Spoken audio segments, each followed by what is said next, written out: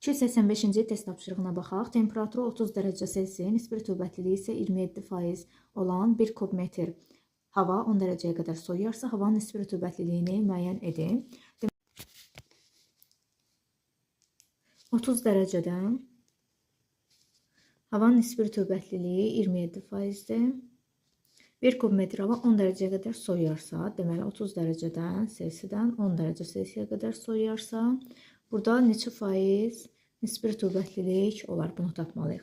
Birinci növbədə bu hissəni həll eləyək. 30 dərəcə Selsidə nisbi rütubətlilik 27%-dir. İlk növbədə havada neçə qram su buxarının olduğunu müəyyən etməliyik. 30 dərəcədə, baxın burada da qeyd olunub, 30 qram su buxarı, maksimum 30 qram su buxarı saxlaya bilər. Deməli, 30 qram 100%, 27% isə x. Biz bundan tapırıq ki, havada neçə qram su buxarı mövcuddur. Bunu da həll eləyəndə 8,1 qram olacaq, 8,1 qram. Bu, havada olan faktiki su buxarıdır. Daha sonra deyir, hava 10 dərəcəyə qədər soyuyarsa, yəni son düşdüyü temperatur 10 dərəcə Selsidir. 10 dərəcə Selsidə də havanın su buxarı saxlama qabiliyyəti nə qədərdir? 9 qramdır.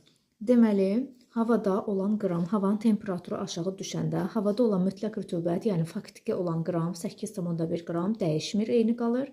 Nisbi rütubət isə dəyişir. Deməli, 10 dərəcədə 9 qram 100% yazırıq. Deməli, faktiki olan su buxarının isə x. 8,1 qrama da x% yazırıq. Buradan da həll edirik 90%.